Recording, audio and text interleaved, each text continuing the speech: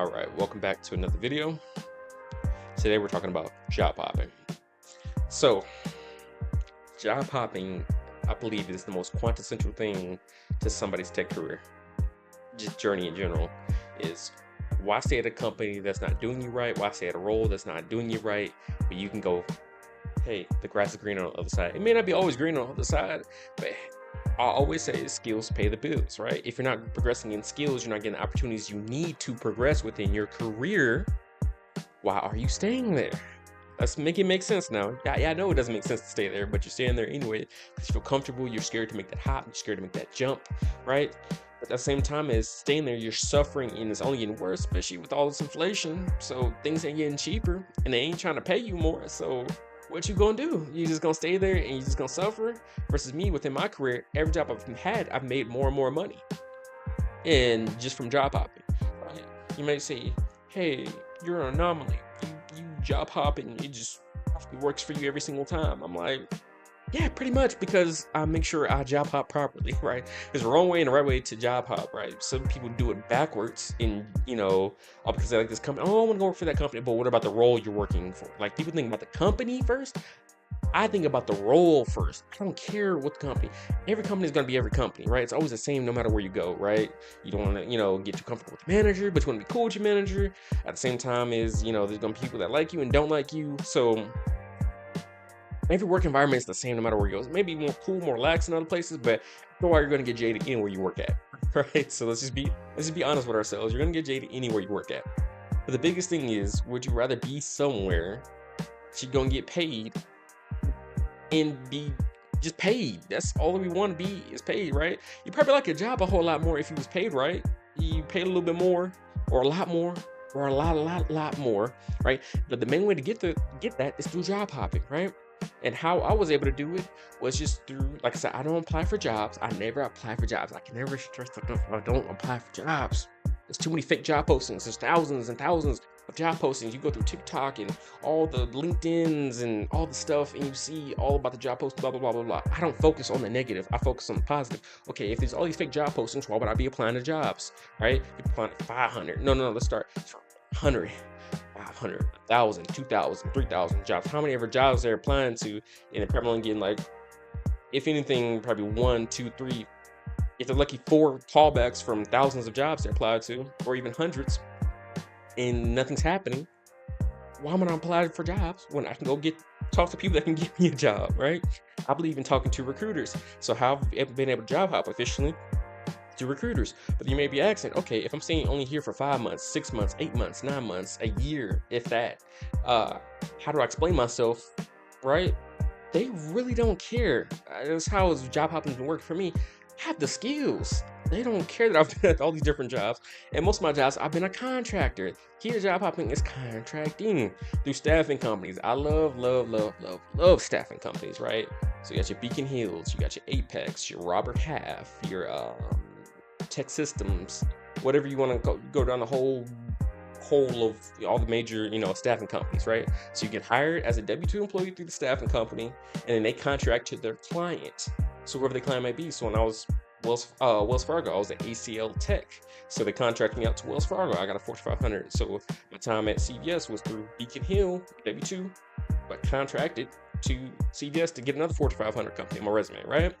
So key thing is, contract work is the best work. You don't gotta really explain yourself. They're looking to hold you there. What's gonna keep you here, right? First, if you're going for like more of a W-2 role, they're gonna be looking, okay, why have you? I'm like, well, even when I had interviews with W-2 clients that were trying to, or future employers that were looking for hire me on as W-2, it was easier to explain because, like, well, I was contracted all these roles. Typical contracts are about 6 months. How come you only did 5 months, or how come you only did 4 months, whatever it may be? I'm like, well, I find a better role. I was at the beginning of my career, especially it's a lot easier job hop at the start of your career versus if you get a little deeper into your career and then all of a sudden start job. I'm like, what's their accent? Okay, but everything can be explained, right? All you gotta know is know all the right technical corporate jargon, right? Whatever corporate language you want to use, but that's all it is. It's like, okay, I've got better competition here. It's growth. Key thing is growth. You got to use that that's the key indicator when you're doing these interviews. Why do you want to work here? Growth. growth. What does growth look like for you?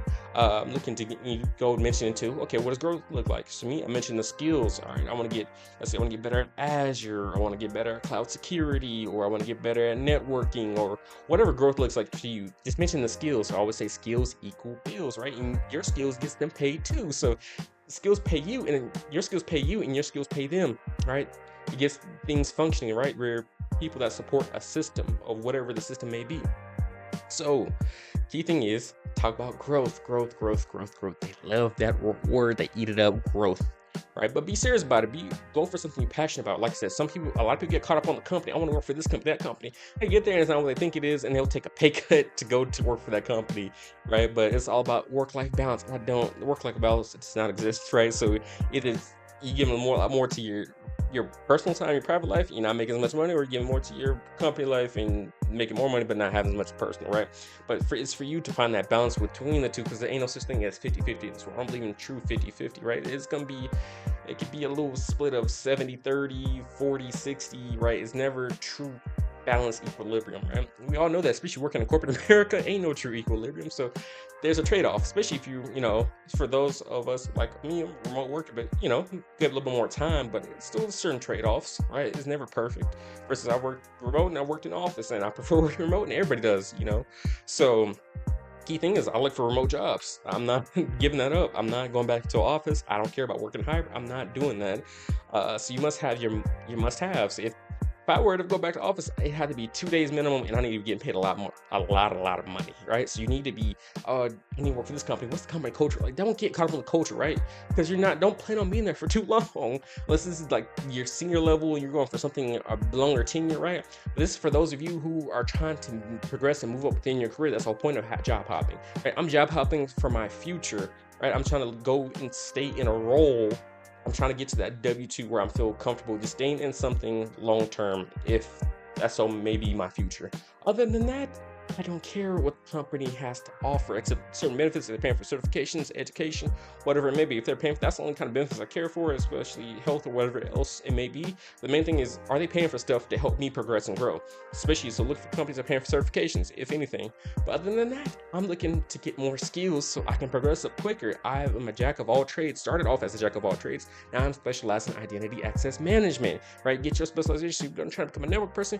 Start off a jack of all trades and try to get more, network focus and get more granular, and then start job hopping for networking opportunities to get better at networking. So cannot stress this enough. So job hopping is quintessential to grow your career at an exponential rate. Why do it the traditional way? Oh, stay at a job for at least a year and do this. And secondly, where I'm at in my career, I'm not supposed to be here until 5 years down the road, which I've only been doing this 2. So I've done it's haven't been a 2.5 years yet. I don't think it has been a 2.5 years yet, and I've already done it in half the time, right? And I'm still progressing, moving up in my career. So there's drawbacks, and take it with a grain of salt. But at the same time, is playing your career out on what you want. Have an end goal. I knew when I started in the tech industry, I wanted to get into cybersecurity. So I learned as I went. I did my research, right? Learning about what certifications are very important and whatnot. Key thing for me was to stay along my course. So have your course. Don't job hop randomly. Don't job hop out here sparingly.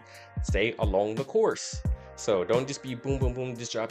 No. Go for a certain set of skills. Everything, do it all for the skills. Do not focus on that company. I cannot stress enough. It irritates me like crazy. But what about this company? I don't care. I don't care if it's a Fortune 500 thing. Fortune 500, it's nice to have on the resume, but at the same time, is go for the role. Your future is your role. That's how you identify you. That is your label, your job title, right? The skills that you can acquire, right? The skills that you can get from that role, it's going to help pay you versus the role that you're going to take at this other company, because you're taking the company and not the role, nothing but the role itself, versus, okay, you take that versus could have been further off in the other role you could have took. So, like I said, prioritize your future. Don't think short-sighted, right? Because the company may be cool, everything, but like you're realizing like you're stuck and like, how am I going to move up? And you're stagnating. So that's why I cannot stress enough, right? If you're at the start of your career, in the middle of your career, or you're even senior level in your career, but at the same time is you're trying to make some power moves of whether getting more money, compensation, other areas, benefits, job hop a little bit, right? So at least stay for 6 months and then you're cool, right? But the easy thing to do is contract. Contracts last 6 months. If they get renewed, whatever may so be. But even when you get a call from a recruiter and be like, hey, why are you leaving this contract? Well, I'm like, well, I always say it's coming to an end soon. They don't even know when the contract date is. They have no need to know, right? Do not be out here just giving any really need, information, right? I don't always say it's coming to an end because it is always coming to an end, right? If it has to renew every 6 months, it's like the end could be anywhere near. So it's not like some companies will help you, staff companies will help try to replace, find you or do not a replacement, but not the exact word for it, but they will try to, after the contract ends, they'll find you other jobs with their other clients. But other than that, some will just be like, well, you're out of a job. So the key thing is think ahead, think for your future, think of your end goal. So I cannot stress that enough. But we're at the end of the video. But one thing I want to mention is I have a Patreon, like a Patreon/premium Discord, a Patreon Discord, I would call it that. So right now that's currently in the works of being built up at the moment, but I'm starting a community of people that if you want to get down in there in the Discord, like I said, I'll be in there and answer any kind of questions I can on the free side, as well as I'll be on the premium side. What I'll be offering, I'll be doing monthly group calls. I will be showing the how-tos of LinkedIn, resumes, how to more bonus contents, videos like this if you want me to show you the little granular details on certain things, as well as I'll be offering one-on-one private coaching here soon, pretty soon here. So like I say, if you're interested in that, I'll have the links in the description. But thanks for watching the video. I'm out.